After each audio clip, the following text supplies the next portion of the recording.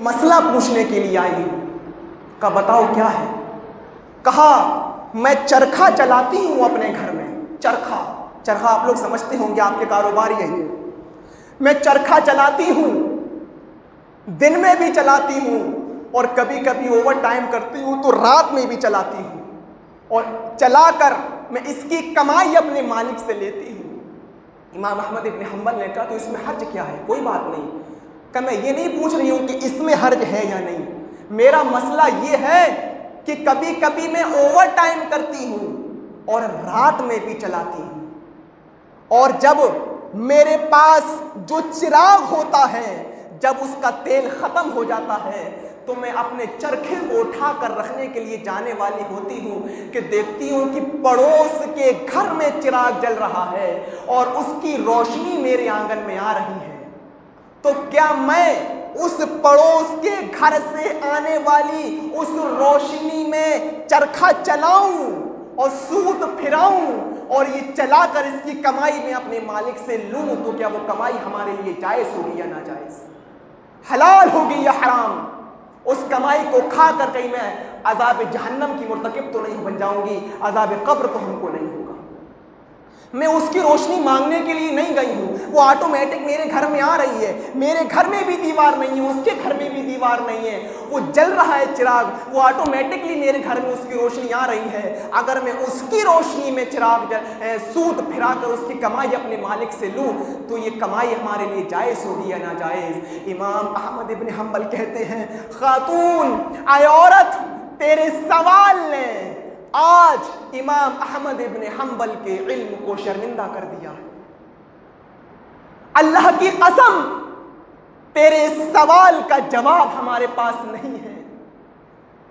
कहने लगती है फिर मैं और किसके पास जाऊंगी मसला मालूम करने, क्योंकि आपसे बड़ा आलिम इस बस्ती के अंदर कोई और नहीं है, फिर मैं किसके पास जाऊंगी? कहा सुनो खातून, तुम्हें किसी के पास जाने की जरूरत नहीं है, किसी के पास सुनो। जहां तक कयास का ताल्लुक है और जहां तक अंदाजा और कयास लगाने का मामला है तो मैं अंदाजे से कयास के साथ इतना कह सकता हूं कि इसमें कोई हर्ज तो नहीं लग रहा है, क्योंकि वो दूसरे की रोशनी तो है, लेकिन तुम उससे मांगने के लिए थोड़ी गई हो, तुमने उसकी रोशनी चोरी भी नहीं की है, उसने मना भी नहीं किया है, इसमें कोई हर्ज तो नहीं लग रहा है। लेकिन मेरी माँ, मेरी बहन, आए खातून सुनो, अगर तुम इससे भी बच जाओ तो तुम्हारे लिए बेहतर है, इससे भी परहेज कर लो तो तुम्हारे लिए बेहतर है। क्यों? तुम उससे मांगने के लिए बहरहाल नहीं गई हो, लेकिन आखिर वो है दूसरे की रोशनी, है वो दूसरे की रोशनी, उसने तुमको मना नहीं किया, लेकिन उसने तुमको इजाज़त भी तो नहीं दी है। अगर तुम इससे बच जाओ तो बेहतर है। जब वो जाने लगी वहाँ से बुढ़िया, तो इमाम अहमद इब्न हम्बल ने लोगों से पता लगवाया, पता लगाओ ये किसकी बेटी है, इसके बाप का क्या नाम था। बताया वो लोगों ने को जो मेरे जहन में नहीं रहा। इमाम अहमद इब्न हम्बल कहते हैं आज के ज़माने में ऐसी बूढ़ी औरतें मौजूद हैं, ज़रूर इसका बाप कोई आलिम कुरान होगा, ज़रूर इसका बाप कोई आलिम हदीस होगा, क्योंकि अपनी बच्चियों के अंदर ऐसी तरबियत कोई एक आलिम ही कर सकता है। बुढ़ापे के सालन में इस औरत की कंडीशन ये है, इस औरत का हाल ये है कि पड़ोस से आने वाली रोशनी के बारे में भी सवाल कर रही है कि मैं उसकी रोशनी में चरखा चलाऊंगी तो ये कमाई हमारे लिए जायज होगी या नाजायज? कैसी तरबियत की होगी उसके बाप ने उस बच्ची की। बुढ़ापे की दहलीज पर पहुंचने के बावजूद भी उसको अल्लाह का इतना खौफ है। आज आप अपनी बच्चियों की तरबियत कैसी कर रहे हैं? आज आप अपनी बेटियों को कैसा बना रहे हैं? आज आप अपनी बच्चियों को इस्लामी तरीका क्यों नहीं सिखा रहे हैं? उनके अंदर दीन की और अल्लाह की मोहब्बत पैदा क्यों नहीं कर रहे हैं? आज अपनी बेटियों को आपने कॉन्वेंट में कैसे भेज दिया है? इतने खतरनाक माहौल में, इतने डेंजर माहौल में आपकी बेटी स्कर्ट पहनकर कॉन्वेंट में पड़ेगी, लड़कों के साथ बैठेगी, उनके पैर आपस में टकराएंगे, फिर मनचले लड़के आपकी बच्ची के साथ बातचीत करने की कोशिश करेंगे, नोट्स लिए जाएंगे, हमें इस नोट्स की ज़रूरत है, हमको दे दो, नोट्स भी एक्सचेंज कर लिए जाएंगे। उसके बाद तारीफ़ें होंगी कि आपने हमारी बहुत हेल्प कर दी है, आपका शुक्रिया, थैंक यू, थैंक्स। वो कहेंगी वेलकम, आना हमारे घर पर। धीरे धीरे ये बात और आगे बढ़ेगी, फिर चाय और कैंटीन तक बात भी पहुंचेगी, आओ हम आपको चाय पिला कर लाते हैं, थोड़ा सा घूम भी लेंगे, स्कूल में बैठे बैठे तो बोर हो गए और आपने हमारी इतनी हेल्प की है, आपने हमारा इतना साथ दिया है, आओ हम चाय पीने के लिए चलते हैं। उसके बाद जब दोनों चाय पीने के लिए बैठेंगे तो दो आंखें इसकी, दो आंखें इसकी आंखें जब चार होंगी तो ये तीर दोनों के दिलों में उतरेंगे। उसके बाद फिर होटलों तक बात आएगी, फिर रूम्स बुक किए जाएंगे, लॉज बुक किए जाएंगे, और आपकी बेटी अपनी सबसे कीमती चीज जिसको इज्जत कहा जाता है, जिसको आबरू कहा जाता है, आपकी बेटी अपनी सबसे उस कीमती चीज को नीलाम कर देगी और उस गैर मुस्लिम लड़के के सामने अपने आप को बरहना कर देगी। या आपकी बेटियां इस बातों को सोचकर आपकी आंखों में आंसू क्यों नहीं आते हैं? आज आपने अपनी बच्चियों को कॉन्वेंट में पढ़ाने के लिए क्यों भेज दिया है? आज आपने अपनी बच्चियों का रुख उन स्कूलों की तरफ क्यों नहीं किया है जहां से गर्ल्स जाती हो, लड़कों का नामो निशान ना हो? इन बातों को सोचकर आपकी आंखों में आंसू क्यों नहीं आते हैं और आपके दिल क्यों नहीं दहलते हैं? दिल आपके क्यों नहीं दहलते हैं? क्या हमें और आपको अपनी बेटियों की जरा भी फिक्र नहीं है? जरा भी फिक्र नहीं है? कितनी तेजी के साथ आजकल इर्तिदाद का शिकार हो रही हैं हमारी बेटियां। रोजाना वीडियो आती हैं, रोजाना अखबारों में आता है फलां लड़की चली गई, किसी गैर मुस्लिम के साथ चली गई। आज ये इर्तिदाद हो क्यों रहा है? हमें इसकी जड़ को ढूंढने की जरूरत है और उस जड़ को खत्म करने की जरूरत है। कैसे आपने अपनी बच्चियों को भेज दिया है कॉन्वेंट में पढ़ाने के लिए? आज किस खतरनाक दौर में, इस डेंजर माहौल में आपने भेज दिया है। अपनी बच्चियों की तरबियत करो, अपनी बच्चियों की तरबियत, और हमारी माओ बहनों अक्लमंदी पैदा करो अपने अंदर, अक्लमंदी है। आजकल की औरतों के पास अकल नहीं है, इनकी सारी की सारी अकलें ये पाकिस्तानी सीरियल चाट चुके हैं और पूरी तरीके से इनके दिमाग को खोखला कर दिया है। जरा से किसी ने तारीफ कर दी, जरा से किसी ने अच्छा बोल दिया, समझती है कि हमारा सबसे बड़ा मसीहा यही है, सबसे बड़ा मसीहा। अरे अक्लमंदी पैदा करो। उन औरतों की तरह एक शख्स अपनी बीवी से बड़ा परेशान था, बहुत परेशान था अपनी बीवी से, वो बहुत ज्यादा। उसने अपनी बीवी को तलाक देने की सोच ली थी कि अब इसको हम अपने घर में नहीं रखेंगे, इसका हम छुटकारा कर देंगे और इसको इसके बाप के घर और माँ के घर वापस भेज देंगे। उसने क्या किया? ये इमाम मालिक रहमतुल्लाह अलैह के दौर की बात है। इमाम मालिक रहमतुल्लाह अलैह कौन थे? अब इसकी तफसील हम नहीं जाएंगे, इसकी तफसील में है। क्या कहा उसने अपनी बीवी से? उसकी बीवी सीढ़ियां चढ़ रही थी, जीना चढ़ रही थी। उसने अपनी बीवी से कहा कि अगर तू ऊपर चढ़ी तो तुझ पर तलाक। क्या कहा? अगर तू इस सीढ़ी से एक कदम भी तूने आगे बढ़ाया तो तुझ पर तलाक। अगर तूने इस सीढ़ी से एक कदम भी नीचे उतारा तो तुझ पर तलाक, और अगर तू खड़ी रही तब भी तुझ पर तलाक। अब वो क्या करे बेचारी? लेकिन अक्लमंदी देखो और सीखो मेरी बहनों, ऐसी अक्लमंदी पैदा करो। इस्लामी वाक़यात पढ़ो, उम्महातुल मोमिनीन की सीरत का मुताला करो। अपने घरों में बैठकर तुम सिर्फ मोबाइल मत चलाओ, नबी अकरम की बीवियों की सीरत भी पढ़ो, तारीख के वाक़यात भी आप पढ़ो। उस औरत ने क्या किया? उसने कहा न मैं ऊपर चढ़ूंगी, न मैं नीचे उतरूंगी और न मैं खड़ी रहूंगी। उसने अकल दौड़ाई और थोड़ी देर खड़ी रहने के बाद और सोचने के बाद उसी सीढ़ी से फिर वो छलांग लगा देती है और नीचे कूद जाती है और नीचे आ जाती है। उसका शौहर हैरान हो गया और कहने लगा, इतनी बड़ी फकीहा, इतनी बड़ी अक्लमंद, अल्लाह की कसम अगर इमाम मालिक इंतकाल कर जाएं तो तेरे इलाके के लोग तेरे पास फतवा पूछने के लिए आएंगे और दीनी मसाइल जानने के लिए आएंगे। इतनी बड़ी फकीहा थी, इतनी बड़ी। ये कैसे होगा? आपको अपनी बेटी की शुरू से तरबियत करना पड़ेगी, बचपन से ही तालीम देना पड़ेगी।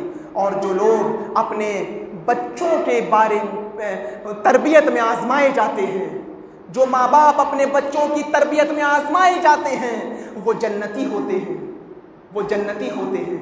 सुनिए, एक वाक़या हम आपको सुनाने जा रहे हैं। बच्चों की तरबियत करो, जितनी मुसीबतों का सामना आपको करना पड़ेगा, जितनी परेशानियां आपके पास आएंगी, ये परेशानियां आपको जन्नत में लेकर जाएंगी। जन्नत में हज़रत आयशा फरमाती हैं कि मेरे पास एक मांगने वाली आई, जाअतनी साइला व माहा सबियान। हजरत आयशा फरमाती हैं कि मेरे पास एक साइला आई, एक मांगने वाली आई, एक फ़कीर औरत आई। ये बुखारी और मुस्लिम दोनों में हदीस आई है। दोनों के अल्फाज को सुनिए, बुखारी में 1 खजूर का जिक्र है और मुस्लिम में 3 खजूरों का जिक्र है। दोनों सही, बुखारी भी सही, मुस्लिम भी सही। अब दोनों सुनिए। हजरत आयशा फरमाती हैं कि मेरे पास एक मांगने वाली आई, एक साइला आई, एक सवाल करने वाली आई। दरवाज़ा खटखटाई, मैंने दरवाज़ा खोला। उसने कहा शैअन लिल्लाह, अल्लाह के नाम पर कुछ हो तो दे दो। हजरत आयशा फरमाती हैं कि मेरे पास एक खजूर थी, एक, ओनली 1 पीस। मैंने उस खजूर को उठाकर मोहम्मद रसूलुल्लाह के लिए रख दिया था कि अल्लाह के नबी आएंगे और इस खजूर को खाकर पानी पी लेंगे। शोहर के लिए इतनी फिक्र। हजरत आयशा फरमाती है कि मैंने जब अल्लाह के रसूल के लिए उस खजूर को रख दिया, लेकिन जब मांगने वाली हमारे सामने आ गई और उसने जब अल्लाह के लिए मानी शैअन लिल्लाह का, अल्लाह के नाम पर कुछ हो तो हमें दे दो। हजरत आयशा फरमाती हैं कि जो खजूर मैंने अल्लाह के नबी के लिए रखी थी, एक उठाकर मैं उस खजूर को ले आई और मैंने उस मांगने वाली को दे दी। अब उस मांगने वाली ने क्या किया? उस खजूर की उसने गुठली निकाल दी और उस खजूर को 2 हिस्सों में तकसीम कर दिया, 2 पार्ट्स में। एक टुकड़ा उसने इस बच्चे को दिया, दूसरा टुकड़ा दूसरे बच्चे को दिया। ये बुखारी के अल्फाज हैं। अब मुस्लिम की सुनो। हजरत आयशा फरमाती हैं कि मेरे पास 3 खजूरें थी। मैं वो तीनों खजूरें लाकर मैंने उस मांगने वाली को दे दी, उस साइला को दे दी, उस फकीर औरत को मैंने वो तीनों खजूरें दे दी। उस औरत ने क्या किया? उसने एक खजूर अपने इस बच्चे को दे दी, दूसरी खजूर उसने दूसरे बच्चे को दे दी और एक खजूर उसने अपने खाने के लिए रखी। एक खजूर, बच्चे अपनी अपनी खजूरें खा गए, जल्दी से भूखे थे, गुडली फेंकते हैं और दोनों बच्चे अपनी अपनी खजूरें खा लेते हैं। माँ इस मंजर को देख रही थी। हजरत आयशा फरमाती हैं कि मैं भी इस मंजर को देख रही थी। उसके बाद उसने क्या किया? जो एक खजूर उसने अपने लिए रखी थी, जो एक खजूर उसने अपने खाने के लिए रखी थी, जब वो माँ उस खजूर को खाने के लिए चली तो दोनों बच्चे अपनी माँ की उस खजूर के ऊपर झपट पड़े। माँ हमें, दूसरा कहता है माँ हमें। हजरत आयशा फरमाती है मैं इस मंजर को अपनी आंखों से देख रही थी। फिर उसने क्या किया?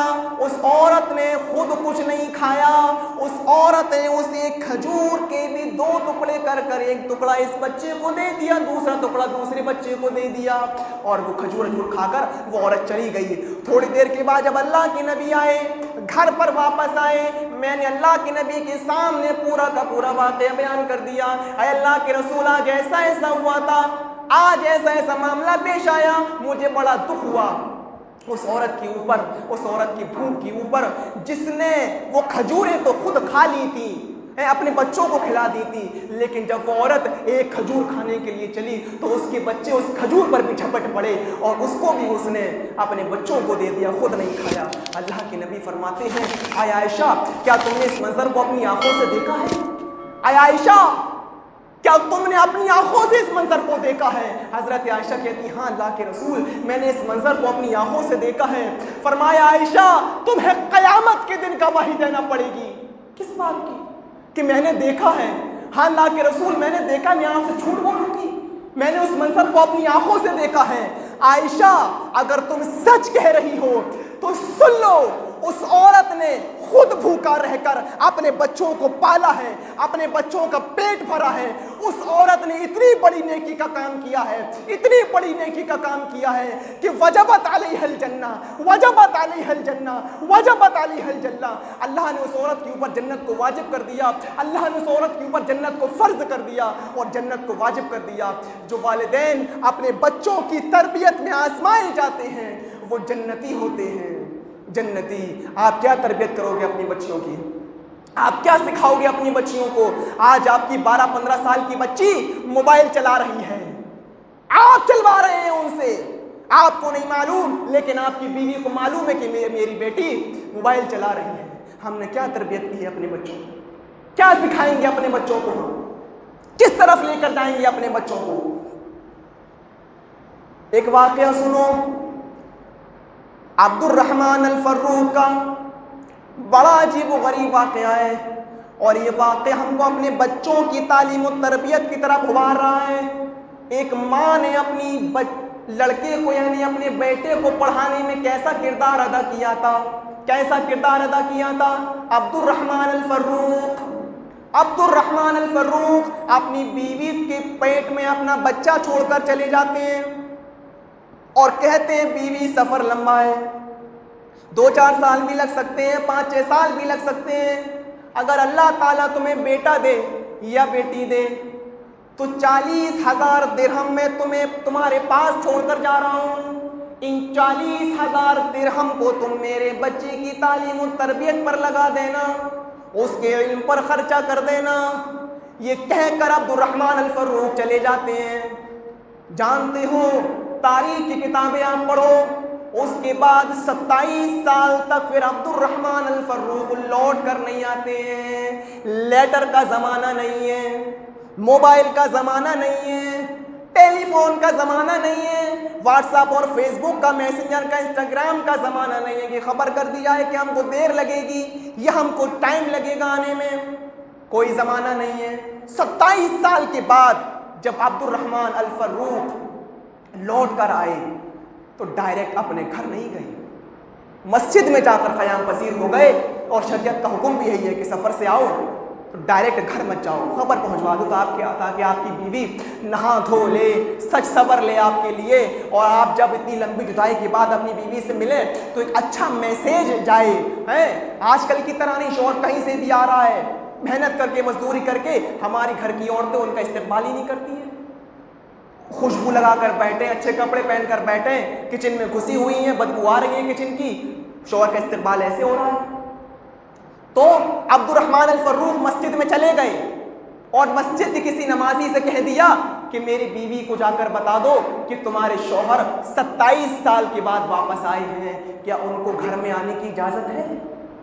वो शख्स जाता है, उनकी बीवी से बताता है कि आपके शौहर अब्दुर्रहमान 27 साल के बाद लौट कर आए हैं, अब वो घर पर आने की इजाज़त मांग रहे हैं, क्या वो घर पर आ सकते हैं? उनको इजाज़त है? और बीवी ने चकमा दे दिया और क्या कहा, मेरे शौहर से कहो अभी आने की ज़रूरत नहीं है, इशा की नमाज के बाद मेरे घर में आना।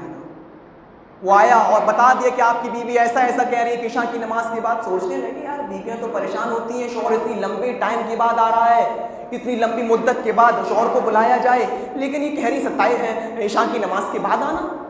चलो खैर, जब इशा की नमाज के बाद कहा है तो इशा की नमाज के बाद ही जाएंगे। यहाँ ज़ोहर का वक्त आता है, ज़ोहर की नमाज़ पढ़ते हैं, असर का वक्त आता है, असर की नमाज़ पढ़ते हैं, मगरिब का वक्त आया, मगरिब की नमाज़ पढ़ी।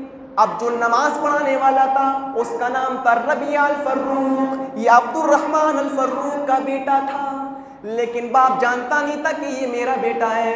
रबिया अल फर्रुख नियत बांधते हैं, अल्लाहु अकबर, अल्हम्दुलिल्लाहि रब्बिल आलमीन, अर्रहमानिर रहीम, मालिकी यौमिद्दीन। अब्दुर्रहमान अल फर्रुख सोचने लगे, आय अल्लाह, काश कोई मेरा बेटा भी होता, मैं अपने बेटे को भी ऐसा आलिम कुरान बनाता, मैं अपने बेटे की ऐसी तालीम और तरबियत करता, उसको दीन का सिपाही बनाता। आय अल्लाह, अगर तूने मुझे बेटा दिया होता या मुझे अगर मौका मिला तो मैं अपने बेटे को ऐसा ही आलिम बनाऊंगा। सलाम फेरा, अस्सलामु अलैकुम व रहमतुल्लाह, थोड़ी देर तस्बीह पढ़ी, सुभान अल्लाह, अल्हम्दुलिल्लाह, अल्लाहु अकबर, लेकिन अभी जानते नहीं है कि ये मेरा बेटा है जो नमाज पढ़ा रहा है, ये मेरा ही बच्चा है, अभी जानते नहीं है। इशा की नमाज का वक्त आया, इशा की नमाज पढ़ाई, बेटे ने क़िरात की, ये सोचने लगे अल्लाह तूने ऐसा आलिम हमारे मोहल्ले में दिया है, अल्लाह मुझे अभी पता नहीं है कि मेरा बेटा भी है या नहीं, पढ़ा लिखा भी या नहीं, या मेरी बेटी पैदा हुई थी, अभी मुझे इस बात का इल्म नहीं है। अगर मुझे मौका मिला तो अपने मैं बच्चे को ऐसा ही आलिम कुरान बनाऊंगा, ऐसा ही आलिम हदीस बनाऊंगा। और इशा की नमाज के बाद जब बेटे ने दर्स देना शुरू किया, फिक्र आखिरत के मौजू पर इतना ज़बरदस्त दर्स दिया, इतना ज़बरदस्त उसने खुतबा दिया कि मस्जिद में बैठे हुए हर सामे, हर नमाजी की आंखों से आंसू निकल आए और दिल दहल गए। ये फिर दुआ करने लगे, अल्लाह तूने ऐसा ज़बरदस्त आलिम मेरे मोहल्ले में दिया है, अल्लाह अगर तूने मुझे बेटा दिया होता तो मैं भी अपने बेटे को ऐसा ही आलिम कुरान बनाता। ईशा की नमाज पढ़ ली, रबिया पहले घर चले गए। अब्दुर्रहमान फिर एक और आदमी भेजते हैं, जाओ मेरी बीवी से पता करो कि मैं घर पे आऊँ या नहीं, क्या हुक्म है, मैं घर पे आ सकता हूँ कि नहीं। वो जाता है और कहता है कि आपके शौहर दोबारा परमिशन मांग रहे हैं। उसने औरत ने, उनकी बीवी ने कहा ठीक है, उनसे कह दीजिए कि अब आप घर पर आ सकते हैं। अब्दुर्रहमान घर पर पहुँचते हैं, दरवाजे को दस्तक जैसे ही देते हैं, बेटा और माँ दोनों दरवाजे पर साथ साथ आ गए। बेटा कहने लगा माँ मैं दरवाज़ा खोल देता हूँ। माँ कहने लगती है बेटे तुम ऊपर रहते हो, मैं नीचे, मैं खोल देती हूँ, कोई बात नहीं। जब दरवाज़ा खोला, अस्सलामु अलैकुम। वालेकुम अस्सलाम। जी कहिए कैसे आना हुआ। रबिया ने अपने बाप से कहा, अभी जानता नहीं है कि मेरे बाप हैं, कैसे आना हुआ है, कैसे आना, क्या वो तो मेरा घर है, तुम यहाँ पर क्या कर रहे हो। रबिया कहने लगी माँ देखो ये हजरत अपना घर बता रहे हैं, मेरी उम्र 27 साल की हो चुकी है, तुम्हारे अलावा मैंने यहाँ पर किसी को नहीं देखा, और ये हजरत आज बेईमानी का दावा कर रहे हैं ये घर मेरा है। माँ ने तनाज़े को, झगड़े को ख़त्म करते हुए फरमाया, आए मेरे बेटे, मैं तुम्हें अक्सर बताया करती थी कि तुम्हारे बाप मुझे तुम्हें मेरे पेट में छोड़कर चले गए थे, ये वही तुम्हारे बाप जो 27 साल के बाद लौट कर आए हैं।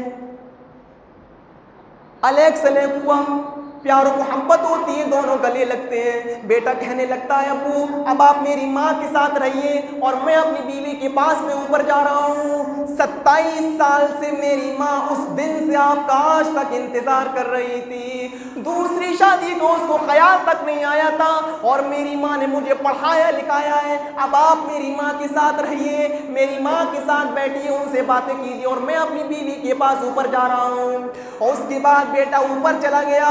अब्दुर्रहमान ने अपनी बीवी से पहला सवाल ये किया, आए मेरी बीवी ये बताओ कि मैं 40,000 दिरहम छोड़ कर गया था, उसका हिसाब व किताब है या नहीं, उसके बारे में तुम क्या कहती हो, कोई हिसाब व किताब तुम दोगी या नहीं। और ये बताओ तुमने मुझे ईशा की नमाज के बाद आने के लिए क्यों कहा। बीवियां तो परेशान होती हैं, शौहर इतने दिनों के बाद आया बुलाया जाए। बीवी कहती है, आए मेरे शौहर आपने जो पर्ची मुझे लिख कर एक कासिद के साथ भेजी थी, एक कासिद के हाथ जो पर्ची लिख कर आपने मुझे दी थी, उसमें 2 बातें लिखी हुई थी। एक बात तो ये लिखी थी कि मैं घर पर आ सकता हूँ या नहीं, घर पर आने की इजाज़त है या नहीं, और दूसरी बात ये लिखी हुई थी कि 40,000 दिरहम का क्या बना। आए मेरे शौहर मैं आपको दिन में ही बुला लेती, लेकिन मुझे 40,000 दिरहम का हिसाब व किताब देना था। अब ये बताओ उन 40,000 दिरहम को आप महफूज समझते हैं या नहीं। उन 40,000 दिरहम को मैंने अपने खाने पीने पर नहीं, मैंने अपना खाना पीना अपनी मेहनत की कमाई से हासिल किया है। मैंने वो 40,000 दिरहम पूरा का पूरा अपने बेटे के इल्म पर, उसकी तालीम और तरबियत पर मैंने खर्च कर दिया है, और उसका तस्करा आज भी आपके सामने किया जा रहा है। ये उस ज़माने की माएँ थीं जो अपने बच्चों की ऐसी तालीम और तरबियत किया करती थी, ऐसा अपने बच्चों को बनाया करती थी। मेरे प्यारे साथियों तसव्वुर कीजिए, उस औरत ने 40,000 दिरहम का ज़मीन नहीं खरीदी, उसने जेवर नहीं खरीदा। वो चाहती तो 40,000 दिरहम की ज़मीन खरीद सकती थी, फिर उससे और ज़मीन, फिर और ज़मीन, ज़मींदार बन सकती थी, लेकिन 40,000 दिरहम को उसने अपने शौहर की अमानत को अपने बेटे की तालीम और तरबियत पर खर्च कर दिया। ये कौन सी माएँ थीं और कौन सी तरबियत को, कैसी तरबियत अपने बच्चों की किया करती थी। इसीलिए उस ज़माने की माएँ जब इतनी नेक थीं हैं और इतनी फर्माबरदार थीं, तो उस ज़माने में ऐसे ही लोग, इब्न क़य्यम जैसी शख्सियतें पैदा हुआ करती थी, इब्न तैमिया जैसी शख्सियतें पैदा हुआ करती थी, अल्लामा इब्न बाज़ जैसी शख्सियतें पैदा हुआ करती थी। जब उस ज़माने की माएँ अपने बच्चों की ऐसी तरबियत कर रही हैं हैं, ऐसा अपने बच्चों को बना रही हैं। आज हमारी माँओं ने अपने बेटे और अपनी बेटियों की तरबियत करना छोड़ी, आज बाप को और माँ को जूते मारने वाले बच्चे पैदा हो रहे हैं, जूते मारने वाले। ईमानदारी के साथ बताइए, हम आपके समाज और आपकी सोसाइटी की सही तर्जमानी कर रहे हैं या नहीं? कैसा नहीं है? एक मंजर और हम आपको दिखाएंगे, उसके बाद बात खत्म। आप भी आजाद और हम भी। एक चीज, और देखो तरबियत अपने बच्चों की कैसे की जाती है, देखो कैसे अपने बच्चों को पाला और पोसा जाता है और कैसे उनको इस्लाम का सिपाही बनाया जाता है, और अपने आप पर मातम करो।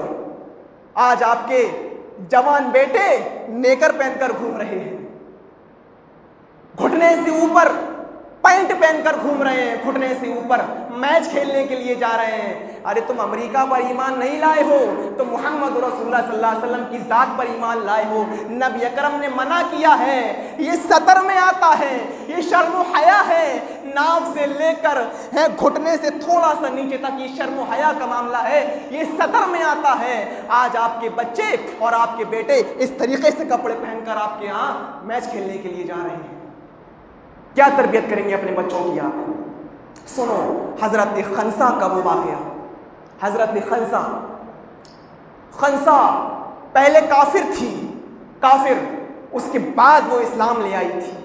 और पहले जब वो काफिर थी तो उस वक्त इसके भाइयों को कत्ल कर दिया गया था, हजरत खंसा के भाइयों को कत्ल कर दिया गया था। तो अपने भाइयों की जुदाई में ये खंसा दीवानी हो गई थी, पागल हो गई थी, और कभी सूरज को ललकारा करती थी, कभी चांद को ललकारा करती थी और शेर पढ़ती थी, क्योंकि ये खंसा बहुत बड़ी शायरा भी थी। लेकिन जब इस्लाम ले आती है, ये खंसा जब इस्लाम ले आती है तो इस्लाम लाने के बाद इसके अंदर ऐसी तब्दीली आई, ऐसी तब्दीली इसके अंदर आती है कि इस खंसा के 4 बेटे थे, 4 बेटे, इन चारों बच्चों की तरबियत कर रही है। इन चारों बेटों के अंदर अल्लाह की और उसके दीन की मोहब्बत पैदा कर रही है, जिहाद की मोहब्बत पैदा कर रही है। बचपन से अभी इसके बेटे नाबालिग हैं और नहीं जानते कि जिहाद क्या होता है, नहीं जानते हैं सारी चीज़ें क्या होती हैं। हजरत खंसा ने अपने चारों बेटों को अपने पास बुलाया,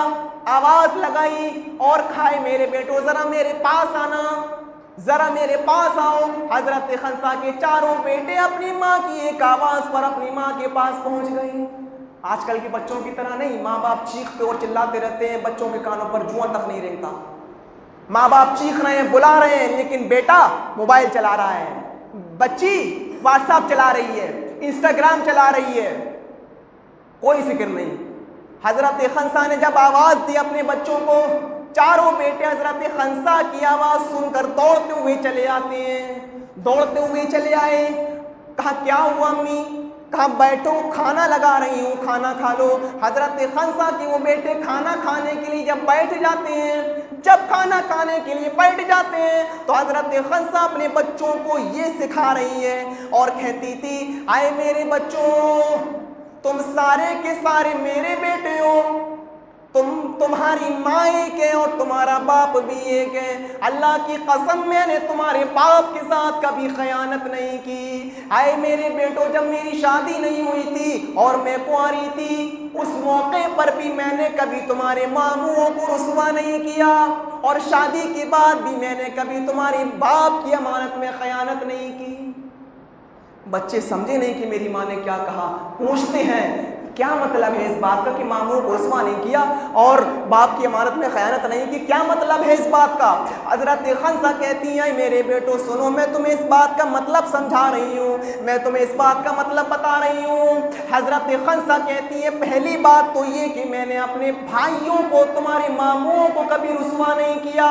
इसका मतलब ये है कि शादी से पहले कभी मैंने जिनाकारी नहीं की, शादी से पहले मैंने कभी किसी पराए मर्द का चेहरा नहीं देखा, और जब मेरा निकाह तुम्हारे बाप के साथ हुआ और मैं तुम्हारे बाप की जब बीवी बन गई, उसके बाद मैंने तुम्हारी बाप की अमानत में खयानत नहीं की, तुम्हारे बाप के साथ कभी हमने धोखा नहीं किया।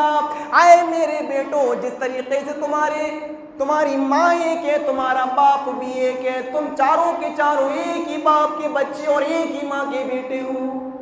आए मेरे बच्चों सुनो, गौर से सुनो, और लोगों तुम भी सुनो और अपने बच्चों की तालीम शुरू करो, अपने बच्चों की तरबियत शुरू करो। हजरत खंसा कहती हैं, मेरे बेटों अभी तुम छोटे हो, अभी तुम नाबालिग हो, जब तुम बड़े हो जाना तो मैदान जंग में चले जाना, जिहाद करना, लड़ना, अपने आप को अल्लाह के लिए, दीन के लिए कुर्बान कर देना, अपने आप को तुम इस्लाम के लिए कुर्बान कर देना। जाओ जंग में चले जाओ, मुसलमानों का साथ देना। और खबरदार, जब तुम्हारी लाश मेरे पास आए मेरे बेटों, तुम लड़ते लड़ते शहीद हो जाना और पीठ घुमा कर वापस नहीं आना। अगर तुम्हें अपनी जान से भी हाथ धोना पड़े तो तुम अपनी जान गंवा देना, लेकिन इतना याद रखना, मैं तुम्हारे सीनों पर तीरों के निशान देखना चाहती हूँ, मैं तुम्हारे सीनों पर तलवारों के निशान देखना चाहती हूँ। अगर तुम्हारी पीठ पर किसी ने तीर मारा या मुझे ये खबर मिली कि तुम भाग रहे थे, इसलिए तुम्हारी पीठ पर तीर लग गया, इसलिए तुम्हारी पीठ पर तलवार लग गई, आए मेरे बेटों, मैं तुमसे राजी नहीं होंगी, मैं तुमसे खुश नहीं होंगी। और जब ये कासिद तुम्हारी लाश को जब मेरे पास लेकर आएगा तो मैं तुम्हारे कुर्ते को फाड़ूंगी, मैं तुम्हारे कुर्ते को नोच दूंगी, उसको अलग अलग कर दूंगी, और मैं तुम्हारी पीठ पर भी देखूंगी, मैं तुम्हारे सीने को भी टटोलूंगी। आए मेरे बेटो, मुझे तुम्हारे सीनों पर तलवारों के निशान देखना है, मुझे तुम्हारे सीनों पर तलवारों के जख्म देखना है। ये कहकर अपने बच्चों को उसने उनके अंदर जोश पैदा कर दिया और इस्लाम की मोहब्बत उनके अंदर पैदा कर दी, और दीन के लिए लड़ाई और जंग के लिए उसने मजबूत दिल और उनको उभार दिया। उसके बाद ये खंसा कहने लगी, बच्चे पूछते हैं, अम्मी उसके बाद क्या, उसके बाद क्या होगा, हम शहीद हो जाएंगे, उसके बाद क्या होगा।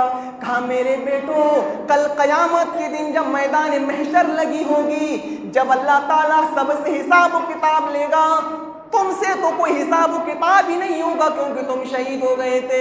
आए मेरे बच्चों, जब मुझसे हिसाब किताब की बारी आएगी, मेरी और मुझसे लिया जाएगा, उस मौके पर मैं अपने रब से ये कह दूंगी, इलाहुल आलमीन, हो सकता है कि मेरे नामा अमाल में उतनी नेकियां न हो जो मुझको जन्नत के अंदर दाखिल करवा सके, हो सकता है कि मेरे नामा अमाल में उतने अच्छे काम ना हो, उतनी चीजें ना हो जो मुझको जन्नत के अंदर दाखिल करवा सके।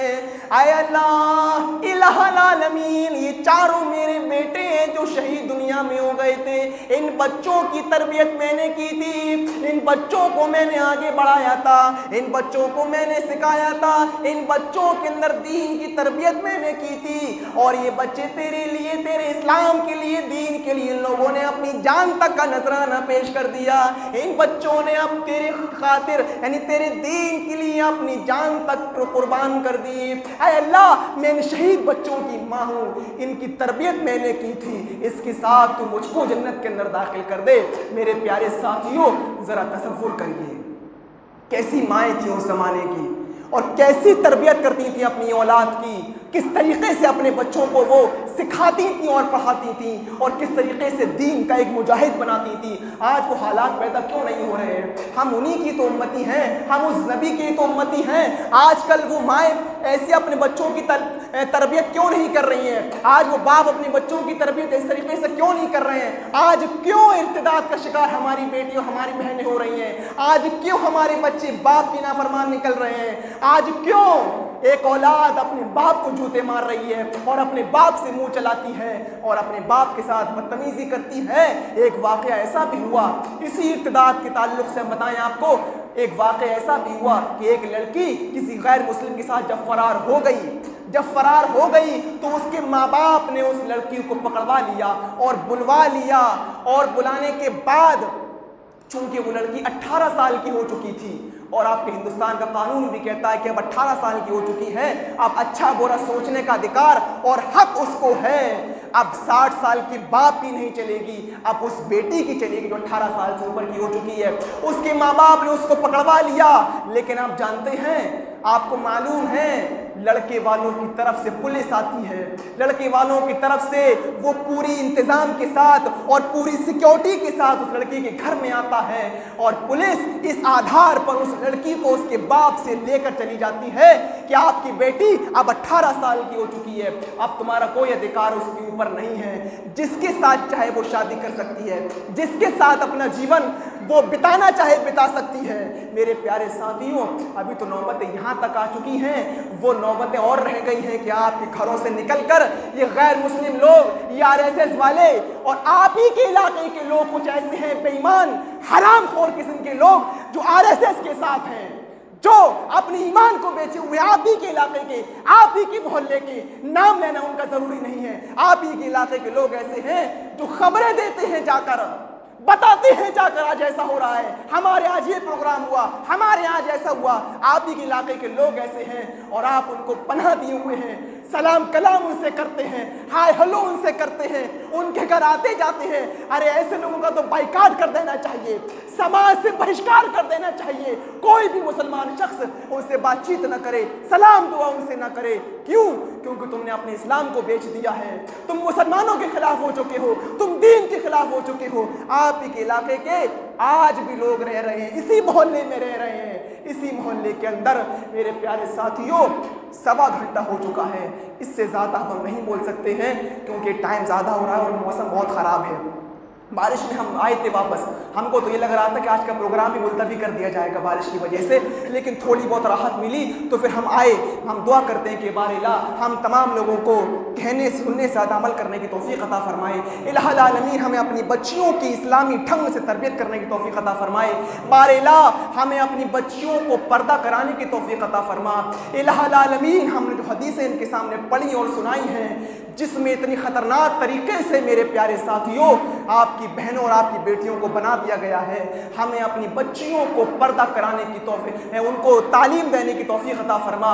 बारिला हम तमाम लोगों को अपनी इज़्ज़त और आबरू की फ़िक्र करने की तौफीक अता फरमा। इलाहुल आलमीन हमें अपने घरों की हिफाजत करने की तौफीक अता फरमा और ऐसे बेईमानों से, ऐसे हरामखोर लोगों से हमको महफूज फरमा ले जो दीन का नुकसान कर रहे हैं, जो इस्लाम का नुकसान कर रहे हैं, शरीयत का नुकसान कर रहे हैं, मुसलमानों का नुकसान कर रहे हैं। और इनके खिलाफ हमें रद्द अमल करने की और उसका जवाब देने की और उनके मुकाबले में खड़े होने की तौफीक अता फरमाए। बारिला हम तमाम लोगों को मोहम्मद रसूलुल्लाह सल्लल्लाहु अलैहि वसल्लम की तरह अपनी बच्चों की तरबियत करने की तौफीक अता फरमा और अपनी बच्चियों को इर्तिदाद का शिकार होने से हम महफूज रख सकें, हम बचा सकें। इलाहुल आलमीन जो बीमार है उनको शिफाए कामिला आजिला अता फरमा, जो तेरी रहमत को जा सके उन्हीं क़ब्रों को नूर से भर दे। वमा अलैना इल्लल बलागुल मुबीन व आखिरु दावाना अनिल हम्दुलिल्लाहि रब्बिल आलमीन। वस्सलामु अलैकुम व रहमतुल्लाहि व बरकातुहू।